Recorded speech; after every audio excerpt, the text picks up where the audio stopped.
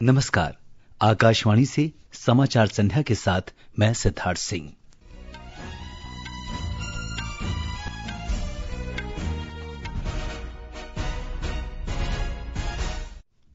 राज्यसभा में ऑपरेशन सिंदूर पर चर्चा हुई। गृहमंत्री अमित शाह ने भरोसा दिलाया कि नरेंद्र मोदी सरकार के अंतर्गत जम्मू कश्मीर आतंकवाद से मुक्त होगा। लोकसभा ने मणिपुर में राष्ट्रपति शासन की अवधि 6 महीने और बढ़ाने संबंधी वैधानिक प्रस्ताव को मंजूरी दी। इसरो और नासा के सहयोग से विकसित उपग्रह निसार का श्रीहरिकोटा के सतीश धवन अंतरिक्ष केंद्र से सफलतापूर्वक प्रक्षेपण किया गया। प्रधानमंत्री 2 अगस्त को उत्तर प्रदेश के वाराणसी में पीएम किसान सम्मान निधि की 20वीं किस्त जारी करेंगे। और मौसम विभाग ने आज हिमाचल प्रदेश में तथा आज और कल पूर्वी राजस्थान में मूसलाधार वर्षा की संभावना व्यक्त की। अब समाचार विस्तार से। गृहमंत्री अमित शाह ने कहा है कि नरेंद्र मोदी सरकार के शासनकाल में जम्मू कश्मीर आतंकवाद से मुक्त होगा।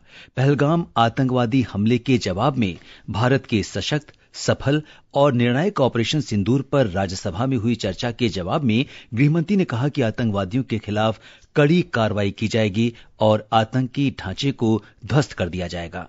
ऑपरेशन सिंदूर में लश्कर-ए तोयबा के हेडक्वार्टर को छिन्न विछिन्न कर इनको भेजने वाले भी मारे गए और जिन्होंने गोली चलाई थी वो भी मारे गए। एक प्रकार से ऑपरेशन महादेव और ऑपरेशन सिंदूर 2 इकट्ठा होता है तो दुनिया के सभी आतंकवादी हमलों में सबसे सटीक, सख्त और त्वरित जवाब माननीय प्रधानमंत्री के नेतृत्व में भारत के सुरक्षा बलों ने दिया।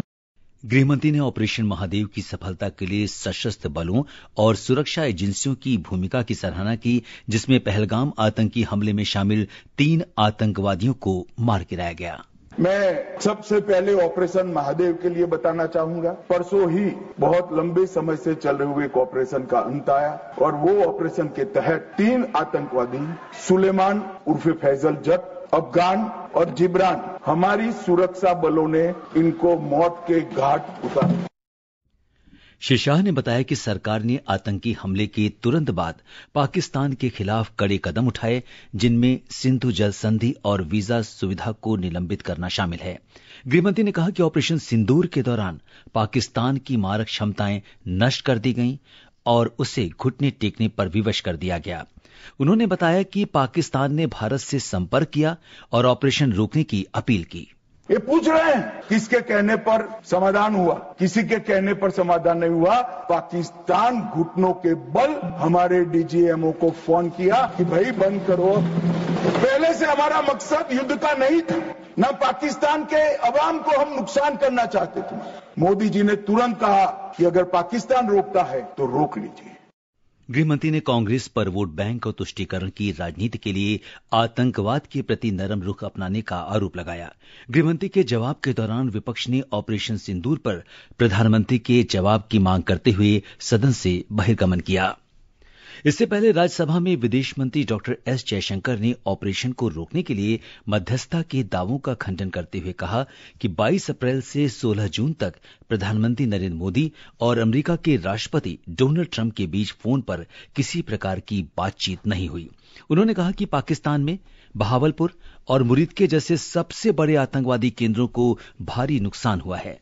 I laud the performance of our armed forces and the results that have done this country so proud. The Pahalgam attack happened on April 22nd. Across the world, there was solidarity, but the question was, what after? And the answers were 2. 1, such an attack was absolutely unacceptable. It crossed our red lines. There had to be severe consequences. And 2, there had to be accountability and justice. सदन के नेता JP Nadda ने कहा कि राजनीतिक नेतृत्व अत्यंत महत्वपूर्ण है। अदर देन जम्मू कश्मीर सारे देश में टेररिस्ट अटैक बंद हो गए हैं, इस बात को हमको समझ लेना चाहिए। नहीं तो कभी हैदराबाद, कभी मुंबई, कभी वाराणसी, कभी कोलकाता, कभी बेंगलुरु, हर एक जगह बम ब्लास्ट। दिल्ली एक नहीं 3 बार हो गया। टेरर इंसिडेंट्स 2004 से 14 7,217, 2015 से 2025 2,150, 80% का रिडक्शन हुआ है। मार्क्सवादी कम्युनिस्ट पार्टी के डॉक्टर जॉन ब्रिटास ने कहा कि सैन्य समाधानों के अलावा कूटनीतिक और राजनीतिक समाधान भी अपनाए जाने चाहिए। तृणमूल कांग्रेस की डोला सेन ने खुफिया विफलता का मुद्दा उठाते हुए कहा कि वेस्टर्न घाटी पूरी तरह सुरक्षित नहीं थी। बीजू जनता दल के निरंजन बिश्शी ने कहा कि भारत लोकतंत्र की जननी है, लेकिन पाकिस्तान आतंकवादियों की जननी है। सरकार ने कहा है कि ऑपरेशन सिंदूर के दौरान झूठी और संभावित रूप से हानिकारक जानकारी फैलाने के लिए डिजिटल मीडिया के 1400 से अधिक वेब एड्रेस ब्लॉक कर दिए गए हैं। सूचना और प्रसारण मंत्री अश्विनी वैष्णव ने आज लोकसभा में कहा कि सरकार ने फर्जी और भ्रामक सूचनाओं का प्रसार नियंत्रित करने के लिए सभी संभव कदम उठाए हैं। लोकसभा ने मणिपुर में राष्ट्रपति शासन की अवधि 13 अगस्त 2025 से 6 महीने के लिए बढ़ाने संबंधी वैधानिक प्रस्ताव को मंजूरी दे दी है। गृह राज्य मंत्री नित्यानंद राय ने मणिपुर में 13 फरवरी 2025 को लागू राष्ट्रपति शासन की अवधि बढ़ाने के लिए सदन की मंजूरी के लिए ये प्रस्ताव पेश किया। श्री राय ने कहा कि राज्य में शांति और सामान्य स्थिति बनाए रखने के लिए राष्ट्रपति शासन की अवधि बढ़ाना अनिवार्य है। सरकार ने कहा है कि स्वदेशी रूप से विकसित रेल सुरक्षा प्रणाली कवच के चौथा उन्नत संस्करण कोटा मथुरा खंड पर स्थापित किए जाने के लिए तैयार है। लोकसभा में आज रेल मंत्री अश्विनी वैष्णव ने इसे देश में रेल सुरक्षा प्रणालियों के आधुनिकीकरण की दिशा में एक महत्वपूर्ण कदम बताया। ऑटोमेटिक ट्रेन प्रोटेक्शन सिस्टम विश्व में कई समृद्ध देशों ने जहां करीब 20 से 30 वर्षों में लगाए, वहां पर भारत ने अपने आत्मनिर्भर भारत प्रधानमंत्री जी के विजन के तहत एक नई प्रणाली जो भारत में विकसित हुई, भारत में बनी, भारत में डिजाइन हुई, वो प्रणाली आरंभ की और पिछले साल 2024 के जुलाई में कवच का वर्जन 4.0 ये अप्रूव हुआ आरडीएसओ से। ये समाचार आकाशवाणी से प्रसारित किए जा रहे हैं। ताजा समाचार जानने के लिए आप हमारे social media handle @AIR News Hindi को फॉलो कर सकते हैं। भारत और अमेरिका ने आज अपने पहले अंतरिक्ष सहयोग की शुरुआत श्रीहरिकोटा के सतीश धवन अंतरिक्ष केंद्र से GSLV रॉकेट की सफल उड़ान के साथ की। इसने पृथ्वी अवलोकन उपग्रह निसार को विधिपूर्वक कक्षा में स्थापित कर दिया। निसार को इसरो और नासा की संयुक्त रूप से विकसित किया था। इसरो के प्रमुख डॉक्टर वी नारायण ने GSLV निसार को निर्धारित कक्षा में सफलतापूर्वक स्थापित करने पर कहा। NISR will enable the scientific community to detect the surface variations, sea ice detection, investigate natural hazards, monitor soil moisture, and many other applications. The potential applications from the satellite are huge, and the global scientific community is eagerly awaiting the satellite data for their respective research and usage. The implementation arrangement between ISRO and NASA for a joint Earth observation satellite mission was signed on 30th September 2014. विज्ञान और प्रौद्योगिकी राज्य मंत्री जितेंद्र सिंह ने दुनिया के पहले दोहरे बैंड रडार उपग्रह निसार के सफल प्रक्षेपण पर सभी को बधाई दी है। इसे परिवर्तनकारी कदम बताते हुए उन्होंने कहा कि निसार चक्रवात और बाढ़ जैसी आपदाओं के सटीक प्रबंधन में सहायता करेगा। That's one of the biggest collaborations at the international level that ISRO has engaged with. We're one of the most premier agencies. We are partnering this new game-changing experiment. Secondly, this is not only going to be confined to the disasters, etc., be it the cyclones or the floods or the climate concerns. It would also, to a very great extent, produce a striking change of scenario in our aviation practices, in our shipping practices. राष्ट्रपति द्रौपदी मुर्मू आज पश्चिम बंगाल के नादिया जिले में स्थित अखिल भारतीय आयुर्विज्ञान संस्थान AIIMS Kalyani के दीक्षांत समारोह में शामिल हुई। राष्ट्रपति ने कहा कि संस्थान से स्नातक होने वाले विद्यार्थियों को गरीबों और वंचितों को उनकी आवश्यकताओं के अनुरूप प्रभावी स्वास्थ्य सेवाएं प्रदान करनी चाहिए। राष्ट्रपति ने कहा कि पिछले कुछ वर्षों में देश में टीकाकरण के क्षेत्र में वृद्धि हुई है। टीकाकरण के क्षेत्र में पिछले कुछ वर्षों में असाधारण प्रगति हुई है। जेनेटिक मैनिफेस्टेशन की बात अलग है, लेकिन समुचित आहार विहार और जीवन शैली के बल पर अधिकांश स्वास्थ्य समस्याओं को प्रिवेंट किया जा सकता है या उनकी काफी हद तक समाधान भी किया जा सकता है। आपके पास जो लोग चिकित्सा के लिए आते हैं, उन्हें आप सब दवा के अलावा जीवन शैली से जुड़ी परामर्श भी दें।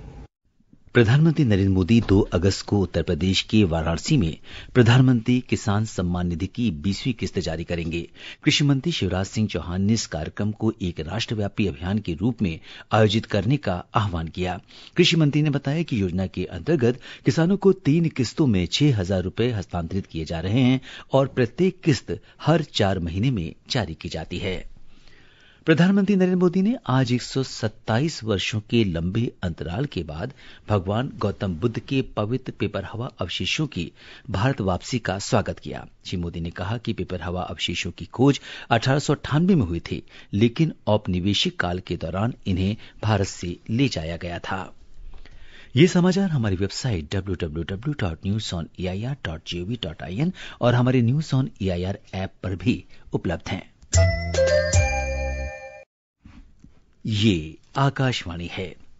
भारत ने अमेरिका के राष्ट्रपति डोनाल्ड ट्रंप की 1 अगस्त से भारत पर 25% शुल्क लगाने की घोषणा के बाद द्विपक्षीय व्यापार पर स्पष्टीकरण दिया है। वाणिज्य और उद्योग मंत्रालय ने कहा है कि सरकार इसके प्रभावों का अध्ययन कर रही है। सरकार राष्ट्रीय हितों की रक्षा के लिए उसी तरह सभी आवश्यक कदम उठाएगी जैसा कि ब्रिटेन के साथ हुए नवीनतम व्यापक आर्थिक और व्यापार समझौते सहित अन्य व्यापार समझौतों के मामले में किया गया है। इस बीच फिक्की ने अमेरिका के फैसले पर निराशा व्यक्त की है। फिक्की के अध्यक्ष हर्षवर्धन अग्रवाल ने कहा कि इससे देश के निर्यात पर स्पष्ट प्रभाव पड़ेगा। विदेश मंत्रालय के सूत्रों ने बताया है कि निमिषा प्रिया की मौत की सजा रद्द करने के दावे गलत हैं। उन्होंने लोगों से इस संवेदनशील मामले पर गलत सूचना और अटकलों से बचने का आग्रह किया है। मौसम विभाग ने हिमाचल प्रदेश में आज बहुत भारी बारिश की आशंका व्यक्त की है। पूर्वी राजस्थान में आज और कल बहुत भारी वर्षा की संभावना है। बिहार, छत्तीसगढ़, हिमाचल प्रदेश, जम्मू कश्मीर, लद्दाख, उड़ीसा, उत्तराखंड, पश्चिम बंगाल, सिक्किम और पूर्वोत्तर राज्यों में अलग अलग स्थानों पर कल बहुत तेज बारिश की संभावना है। मध्य प्रदेश से हमारे संवाददाता ने बताया है कि मुख्यमंत्री मोहन यादव ने आज भोपाल में बाढ़ और जन सुरक्षा प्रबंधन की समीक्षा बैठक की। बैठक के बाद मुख्यमंत्री डॉक्टर यादव ने कहा कि प्रभावित जिलों में राहत और बचाव कार्य जारी हैं और रक्षा मंत्रालय से सेना के हेलीकॉप्टरों की मांग की गई है। हमने बाढ़ आपदा नियंत्रण के होमगार्ड्स के कंट्रोल रूम के माध्यम से पूरे प्रदेश के रेस्क्यू सेंटर का रिव्यू किया है। 2 जिलों के लिए रक्षा मंत्रालय के हेलीकॉप्टर सर्विस की सुविधा मांगी है। इस बीच मौसम विभाग ने कल सुबह तक के लिए गुना और श्योपुर जिलों में अत्यधिक भारी बारिश का रेड अलर्ट जारी किया है। प्रशांत शर्मा, आकाशवाणी समाचार, भोपाल। सरकार ने बताया है कि फिलहाल देश में आकाशवाणी के 585 एफएम स्टेशन और 388 निजी एफएम रेडियो स्टेशन कार्यरत हैं।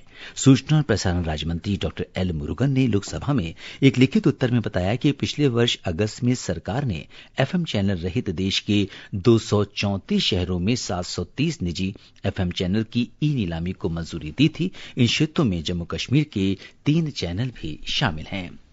केंद्रीय अन्वेषण ब्यूरो ने घर खरीदारों के साथ धोखाधड़ी में शामिल बिल्डरों के खिलाफ एक बड़ी कार्रवाई के अंतर्गत राष्ट्रीय राजधानी क्षेत्र दिल्ली में 22 मामले दर्ज किए हैं और 47 जगहों पर छापेमारी की है। दिल्ली, गुरुग्राम और नोएडा सहित कई जगहों पर तलाशी ली गई। लक्ष्य सेन, आयुष शेट्टी और Tarun Mannepalli Macau open badminton tournament के पुरुष सिंगल्स के दूसरे दौर में पहुंच गए हैं। महिला सिंगल्स में रक्षिता रामराज भी दूसरे दौर में पहुंच गई हैं। मिक्स डबल्स में ध्रुव कपिला और तनिषा क्रिस्टो तथा पुरुष डबल्स में पृथ्वी कृष्णमूर्ति राय और साई प्रतीक भी दूसरे दौर में पहुंच गए हैं। अंत में मुख्य समाचार एक बार फिर। राज्यसभा में ऑपरेशन सिंदूर पर चर्चा हुई। गृहमंत्री अमित शाह ने भरोसा दिलाया कि नरेंद्र मोदी सरकार के अंतर्गत जम्मू कश्मीर आतंकवाद से मुक्त होगा।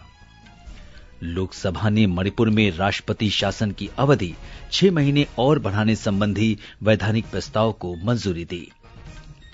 इसरो और नासा के सहयोग से विकसित उपग्रह निसार का श्रीहरिकोटा के सतीश धवन अंतरिक्ष केंद्र से सफलतापूर्वक प्रक्षेपण किया गया।